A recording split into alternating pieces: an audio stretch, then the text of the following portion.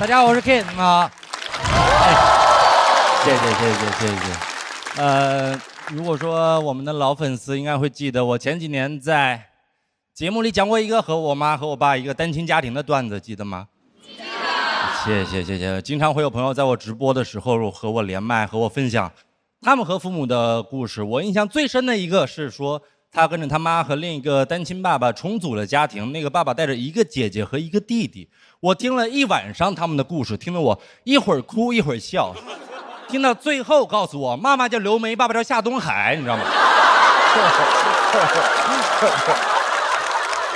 这不是人干的事儿。很多朋友还会在连麦的时候提到一个词儿叫愧疚式教育，我很能感同身受，因为我妈从小对我就是愧疚式教育。我记得我小学的时候，她给我买过一个能显示温度的保温杯，每天早上会给我调一壶刚好50度的热水，多1度少1度都不行，给我，跟我说妈妈可以睡懒觉，但妈妈没睡。妈妈希望你看到这个水就能想到妈妈的辛苦，这50度是妈妈1度1度烧出来的。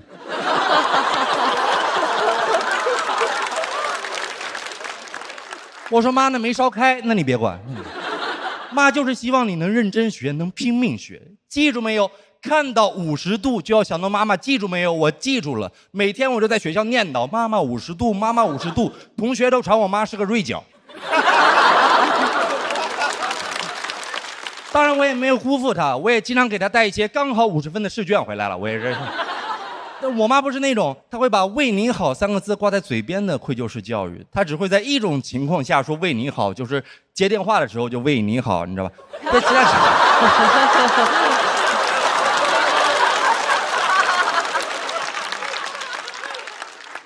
我很喜欢这个。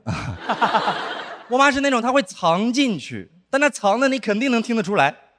她会说妈不图啥，妈不是非要住什么市中心大平层，开什么奔驰宝马，有个100-200万钞票，戴金镯子金项链，妈不图这些。我说你不图，你说那么具体干什么？你不图？我车子、房子、票子、链子。我妈好像是个 rapper， 你发现了吗？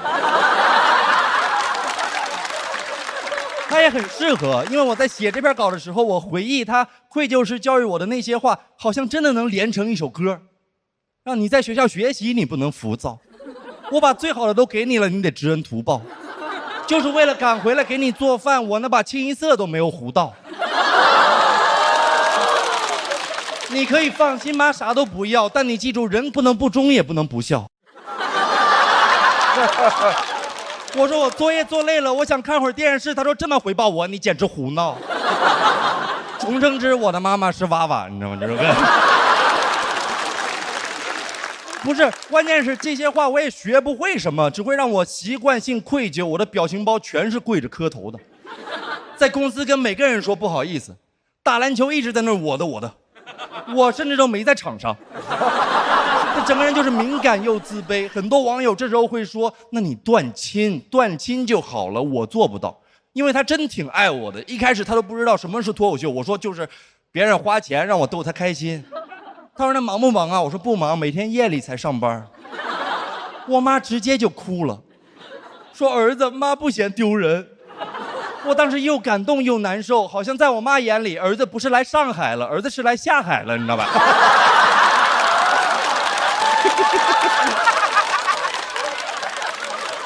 而且我琢磨了一下，也不能全怪他，因为我外公也这样。过年吃饭时候，明明有一大锅螃蟹，我外公非要给我妈碗里夹一个，说你吃，我不爱吃。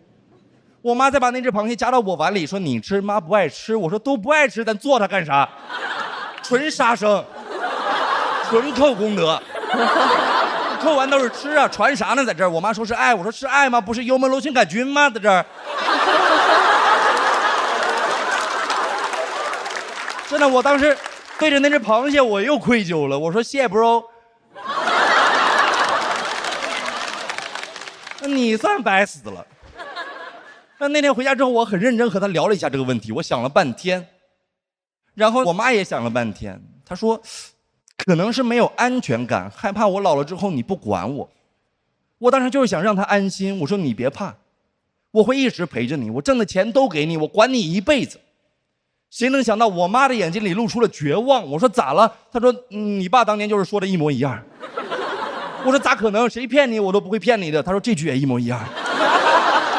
真的，最后真正让我释然的是我在网上看到了一句话叫“一代人有一代人的课题”，歌颂苦难、没苦硬吃，好像就是他们的课题一样的嘛。咱们也会有咱们的课题，也很有可能咱们老了之后，子女也会不理解咱们这代人没福音享嘛，是不是？很有可能你还剩最后一口气，你躺在病床上，子女围着你，你也奉亲身家在那哭，说爸，您最后还有什么心愿吗？我想买个拉布布。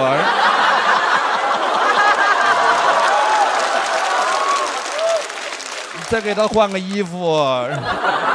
让我跟我妈现在关系就好很多了，我现在已经敢跟她正常说话，甚至开玩笑了，有时候跟网友对线一样。我妈说：“你看我哥家孩子，人公务员结婚了，车房都买了，怎么人家就能生出来这样的儿子呢？”我说：“哦哟，还得是你们家哥哥啊。”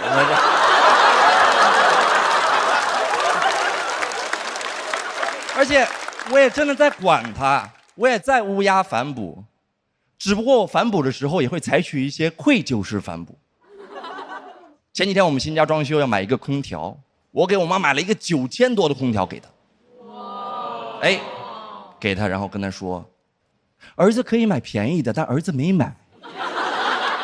儿子希望你看到这9000多就能想到儿子的奔波。这9000多是儿子一场一场卖笑卖来的。”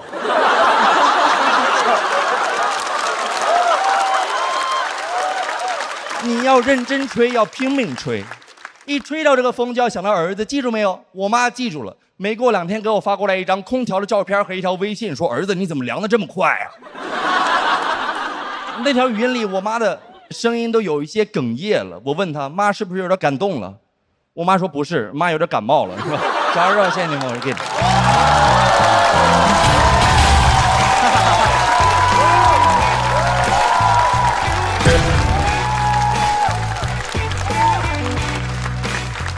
来 ，Kid， 锁票通道。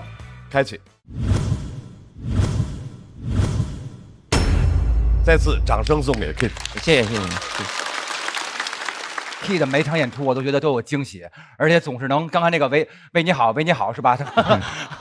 很开心的，而且还给妈妈写了段说唱哈歌哈。对啊，然后那段是就是说直接这个单压还是非常一般的啊。反正我觉得每回他都能想出特别好玩的点来啊。哎，你每回写包袱的时候，有一些东西会拍人脚，我就觉得哥们儿写的太棒了。觉得哇塞，怎么这么好？那是子韬。子韬说哥们儿太帅了。我觉得挺温馨的一段，是吧？啊，虽然讲的是愧疚式教育。对，但是我觉得最后就是 Kid 他找到了一种跟妈妈之间的一种和解的方式，我觉得他找到一种出口。然后另外我其实自己也觉得说我还是挺熟悉的，可能是我们这种东亚家庭，我觉得都会有的一种习惯，对，表达爱的一种习惯。对，你像我妈妈，他们在他们那个年代，他们相对那个物质会匮乏一点，所以他认为吃是最重要的一件事儿。他现在到北京来看我的话，他不会带别的东西，但是他会带2箱菜过来。然后他就是会像强迫症一样的一直做东西给我吃。对，我妈其实也是，她就是做饭会做特别多，她明知道我的饭量，然后我吃不了，她就在旁边在厨房就会哎呀，都是辛辛苦苦做的，也没人吃，非洲小孩想吃还吃不到呢。搞得我现在经常冷场的时候，我就想说，哎呀，都是辛辛苦苦写的，也没人笑。那美国人想笑还笑不出来呢，美国人。厉害厉害厉害 ！Kid 在我心目中现在是一个我特别信任而且非常期待的一个演员。他的语言的方式跟节奏是自己独有的。比如他有一个地方我特别喜欢，就只有他能讲才好笑。就他妈妈说那50度的水，然后他说妈那都没开，但你别管。就这一小段是特别 Kid 式的，就这个处理就是他的能力。然后我就在这个舞台上能够找到自己的声音、语言跟节奏，就是一个特别优秀的演员，所以我非常喜欢这一段。谢谢罗毅老师。罗老师也是喜欢 Kid 的，对，当然一直都很喜欢，我也拍了。但你最后你犹豫了好久，但是又犹豫了一下，为什么？那我就示范一下如何拍了灯还得罪人。因为我心里对 Kid 的预期一直都是很高，然后今天开场前又知道他讲这个主题，这个主题特别好，这个选题我在这个台上没有听过啊，亲情的，就这个父母对子女这种叫什么愧疚式的教育、情感绑架式的这种，我小时候也经历过很多这种，所以我本来期待的要比这个高，但是我一直等，就对我来讲就差那么一点。但是考虑到开场秀是真的是千难万难的一件事儿，所以我刚才犹犹豫，最后还是拍了。Kid 确实是一个特别让人放心的一个脱口秀演员，当他在现场的时候，只会让大家有比他的表演应该更上一层楼的那种期待。来，是的，在此掌声送给 Kid。谢谢大家。Kid 先稍微休息一下。好，来，要和 Kid 对战的来自花木兰队这位朋友呢，之前在这个舞台上跟我们分享过他的愤怒和脆弱，今天他有其他的情绪想要分享，加油！掌声欢迎小帕。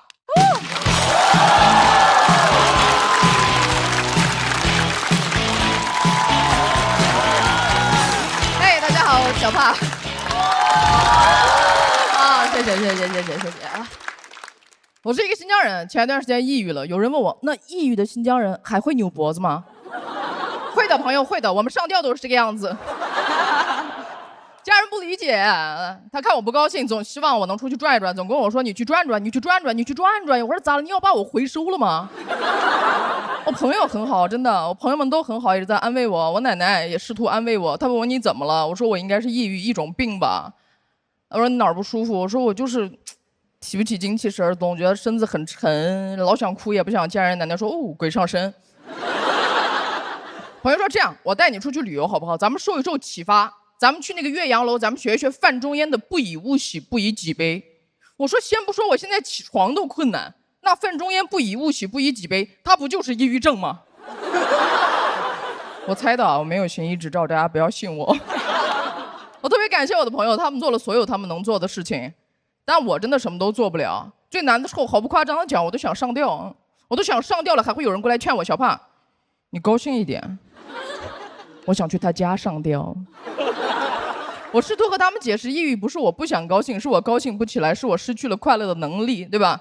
没有那个能力。就像这个地方，我巨想写一个爆梗，我笑死你们，我笑到你们这辈子活完了，临终前不给孩子交代遗言，就交代我这个段子。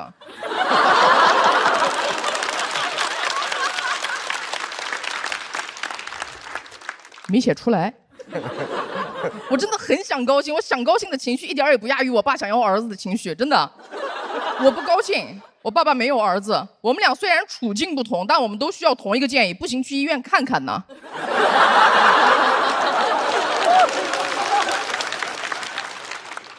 我去了医院，医生非常负责任，该做的检查都做了，这还要观察一下你的情况，这段时间你多来几次好吗？我说 OK 啊，大概去到第3次我就开始高兴了。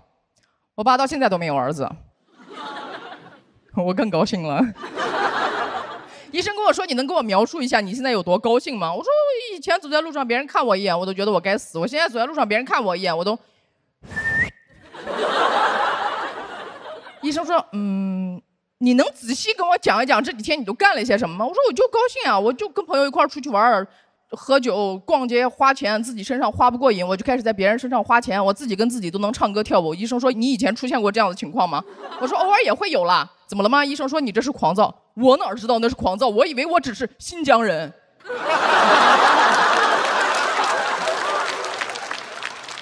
真的，我跟你们讲，新疆人这个身份，它掩盖了我的病情。你们要是走在路上看到一个人自顾自的唱歌跳舞，你们会觉得哦，这个人有病吧？但是你们要看到一个新疆人在大马路上自顾自的唱歌跳舞，你们会觉得哦，他在做自己。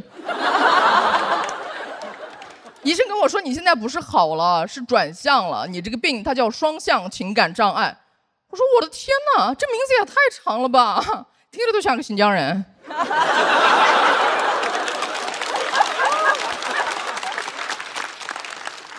说你就是会交替出现极其高涨以及极其低落的情绪，我都纳了闷了，一个人他怎么能既便秘又拉稀呢？就转向特别突然，有时候我跟朋友约好了出门了，我妆都化好了，突然身子变得很沉很难受，我就想跟朋友找个借口，哎，虽然把这事直接推掉吧，但我觉得我都33岁了，我应该面对真实的自己啊。硬着头皮半天憋出来一句话，我说我转向了。过一会儿他给我发了一条语音跟我说，记得打转向灯。就就有些时候我自己一个人坐那儿写 PPT， 我都能写高兴，写着写着我说太高兴了，这 PPT 真的太好了，我想让全世界都看到我这个棒棒的 PPT， 我都想去公司门口吆喝，耶，郑州新疆 PPT。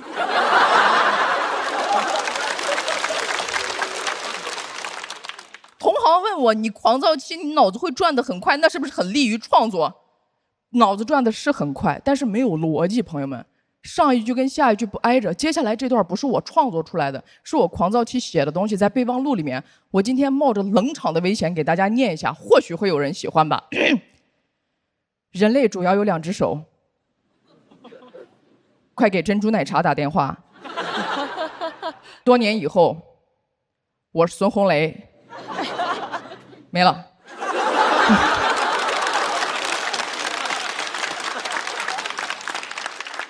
因为我的状态没有办法确定嘛。如果你们哪天看到我演出在台上死气沉沉，整个场子都很凉，我也很凉，请大家给我哪怕一丁点包容，因为不是我水平不好，可能那天就是状态不太好。但如果哪天你们看到我情绪特别饱满充沛，屋顶都被我掀翻了，特别炸，对，就是我的真实水平。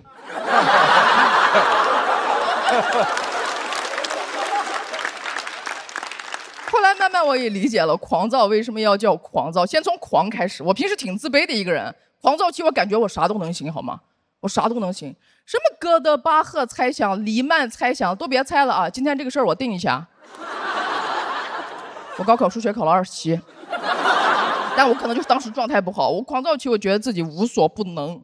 我就是个全才，我买了各种绘画类的书、材料，还有什么油画，我们家还有油画刀，我甚至还买了架子鼓，我就觉得自己无所不能，我就是当代达芬奇。我看到达芬奇那个自画像我都瞧不上，我说太无聊了，来我给你加2笔，以后你不叫达芬奇，你就叫买提。狂躁期想花钱，太想花钱了，什么衣服、鞋子、包包这些东西太普通了，说出来我都觉得没意思。我甚至还买了护指，射箭用的。我既没有弓也没有箭，就狂躁期我不会错过任何一个花钱的东西，我太想花钱了。我感觉我的狂躁跟我的抑郁对话，就是抑郁会说，我好想上吊，我的狂躁就会在旁边讲，耶，可以买绳子了。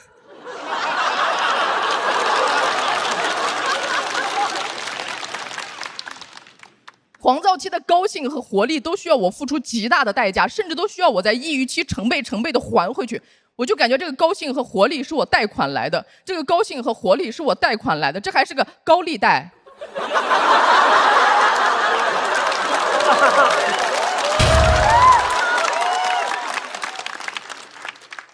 就我狂躁越狂躁，就会导致我抑郁期更抑郁。抑郁的时候，我看到我那些狂躁期买的东西，我都感觉他们在嘲笑我，所以我抑郁期我只能一边哭着就一边思考，我这么活着的意义到底是什么？人生的意义到底是什么？一边往群里发2手架子鼓150包邮，还会有人问我可小刀吗？我说你甚至可以给我1刀好吗？就那会儿我真的深深的明白，我不是达芬奇。我不可能是达芬奇，甚至这些破玩意儿要是卖不出去的话，这把就是我最后的晚餐了。最后我很难过，给我奶奶打电话，那个80多岁的维吾尔族老太太，大家还记得？她不理解什么叫抑郁，当然也不理解什么叫狂躁。她说你怎么了？你形容一下你现在的状态。我就说我就老想喝酒，老想乱花钱，坐不住，总想搞对象，干了很多蠢事儿，总想干点对自己和他人都不太负责任的事情。我奶奶说，哦呦。你不要相信那帮人说你精神有问题，你精神一丁点问题都没有，这都不是事儿啊，你就稍微有点随你爸了。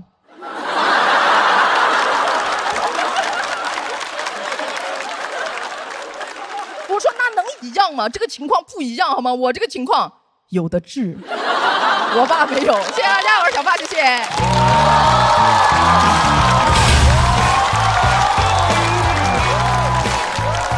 来，小帕索票倒计时。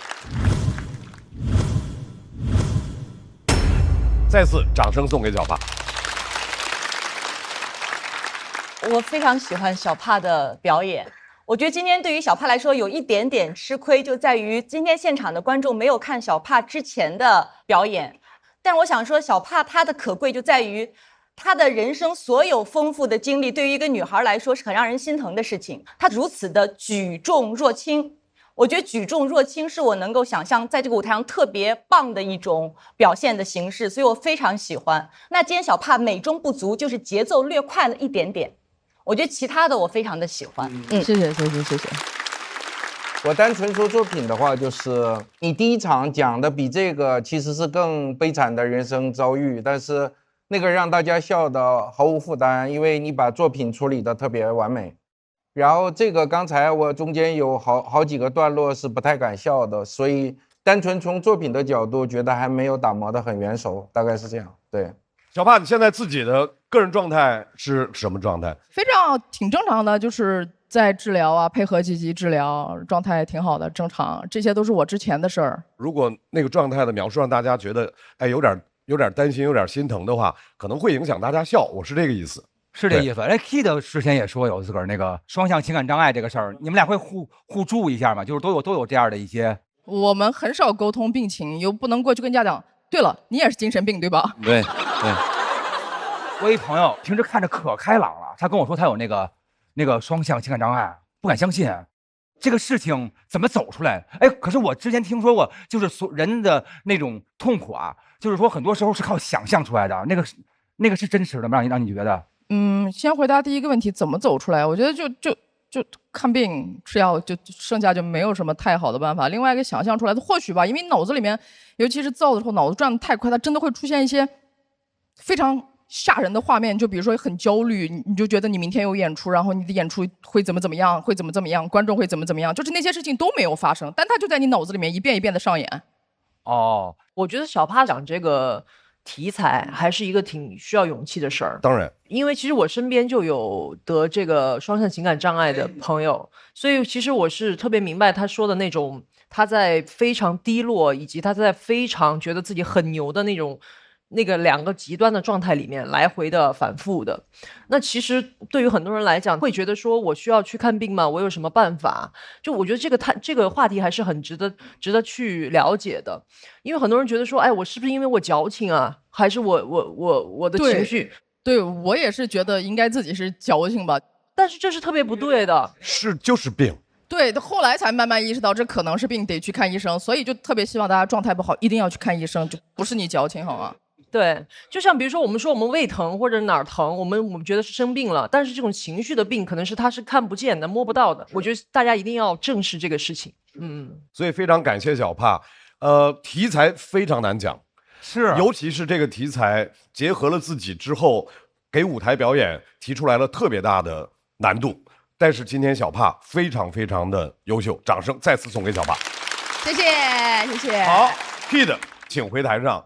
这是3人战队的第一组对抗，我们来看一下 Kid 和小帕为自己也为自己的战队得到了多少票数。